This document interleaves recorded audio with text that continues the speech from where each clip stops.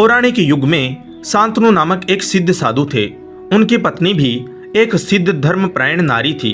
कहानी उस समय की है जब शांतनु और उनकी पत्नी बहुत वृद्ध हो चुके थे और उनकी आंखों की रोशनी भी चली गई थी। उन दोनों का एक पुत्र था जिसका नाम था श्रवण कुमार। श्रवण कुमार बहुत ही सरल स्वभाव का व्यक्ति था। माता पिता के लिए उसके मन में बहुत प्रेम एवं श्रद्धा थी। वह दिन रात अपने माता पिता की सेवा करता था। अपने माता पिता का बच्चों की तरह लालन पालन करता था। उसके माता पिता भी स्वयं को गौरवशाली महसूस करते थे और अपने पुत्र को दिन रात हजारों दुआएं देते थे।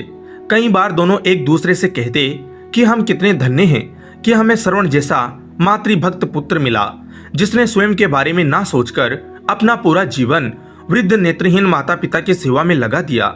इसकी जगह कोई अन्य होता तो विवाह के बाद केवल स्वयं का हित सोचता और बूढ़े नेत्रहीन माता पिता को कहीं छोड़ आता और खुशी से अपना जीवन यापन करता। जब यह बात श्रवण ने सुनी तो उसने माता पिता से कहा कि मैं कुछ भी भिन्न नहीं कर रहा हूँ, यह मेरा कर्तव्य है। जब मैं छोटा था तब आपने मुझे इससे भी ज्यादा अच्छा जीवन दिया और अब मुझे यह सौभाग्य प्राप्त हुआ है कि मैं आपकी सेवा करूं। आप दोनों जो भी इच्छा रखते हैं मुझसे कहे, मैं उन्हें अवश्य पूरा करूंगा। तब शांतनु और उसकी पत्नी कहते हैं, पुत्र श्रवण, हम दोनों की आयु बहुत हो चुकी है। अब जीवन का कोई भरोसा नहीं है, किसी भी समय हमारी आंखें बंद हो सकती हैं। ऐसे में हमारी एकमात्र इच्छा है, हम तीर्थ यात्रा करना चाहते हैं। क्या तुम हमारी यह इच्छा पूरी कर सकते हो? श्रवण कुमार अपने माता पिता के चरणों को पकड़कर अत्यंत प्रसन्नता के साथ कहता है, हाँ पिताश्री, यह तो मेरे लिए परम सौभाग्य की बात होगी कि मैं आप दोनों की इच्छा पूरी करूं।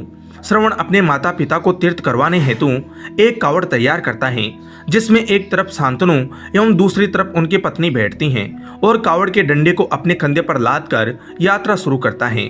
उसके हृदय में माता पिता के प्रति इतना स्नेह है कि उसे उस कावड़ का लेस मात्र भी भार नहीं लगता। अपने पुत्र के इस कार्य से माता पिता का मन प्रसन्नता से भर उठता है और वे पूरे रास्ते अपने पुत्र श्रवण को दुआएं देते चलते हैं। तीर्थ करते समय जब वे तीनों अयोध्या नगरी पहुंचते हैं तब माता पिता श्रवण से कहते हैं कि उन्हें प्यास लगी है।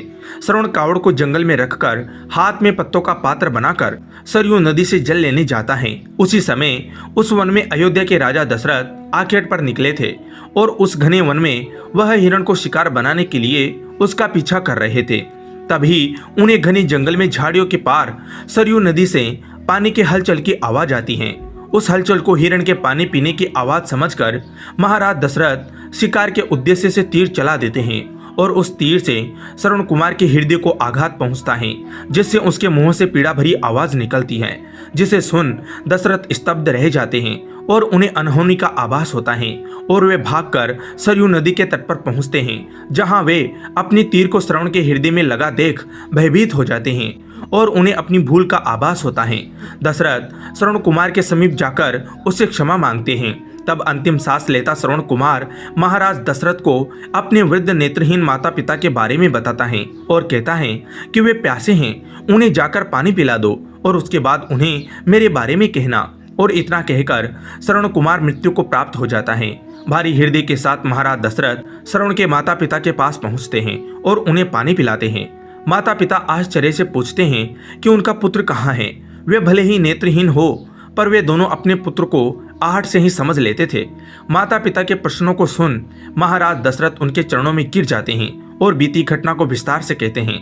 पुत्र की मृत्यु की खबर सुनकर माता पिता रोने लगते हैं और दशरथ से उन्हें अपने पुत्र के पास ले जाने को कहते हैं। महाराज दशरथ जी कावड़ उठाकर दोनों माता पिता को श्रवण के शरीर के पास ले जाते हैं। माता पिता बहुत जोर जोर से विलाप करने लगते हैं। उनके विलाप को देख महाराज दशरथ को अत्यंत ग्लानि का आभास होता है और वे अपनी करने की क्षमा याचना करते हैं। लेकिन दुखी पिता शांतनु महाराज दशरथ को श्राप देते हैं कि जिस तरह मैं शांतनु पुत्र वियोग में मरूंगा, उसी प्रकार तुम भी पुत्र वियोग में मरोगे। इतना कहकर दोनों माता पिता अपने शरीर को त्याग मृत्यु को प्राप्त हो जाते हैं। महाराज दशरथ श्राप मिलने से अत्यंत व्याकुल हो जाते हैं और कई वर्षों बाद जब उनके पुत्र राम का राज्याभिषेक होता है तब माता कैकेयी के वचन के कारण राम, सीता और लक्ष्मण को 14 वर्षों का वनवास स्वीकार करना पड़ता है और इस तरह महाराज दशरथ की मृत्यु भी पुत्र वियोग में होती है। अपने अंतिम दिनों में उन्हें शांतनु के कहे शब्द याद आते हैं और वे राम के वियोग में अपना शरीर त्याग देते हैं। हमें इस प्रसंग से यही शिक्षा मिलती है कि बिना लक्ष्य को देखें उसे भेदना कई बार आपको गलती का पात्र बना देता है और आप ना चाहते हुए भी दूसरों के दुख का कारण बन जाते हैं। तो दोस्तों, यह थी श्रवण कुमार की कथा। अपनी माता पिता भक्ति के कारण ही श्रवण कुमार पुराणों में जीवित हैं। श्रवण कुमार सदैव अपनी मातृभक्ति के लिए जाने जाते हैं। उन्हीं की कथा सुनाकर माता पिता अपने बच्चों को संस्कारित करते हैं। रामायण महाकाव्य में ऐसे कई चरित्र हैं जो हमें वास्तविक जीवन के कर्तव्यों का ज्ञान देते हैं और हमें धर्म एवं कर्म का सही मार्गदर्शन देते हैं। धन्यवाद दोस्तों।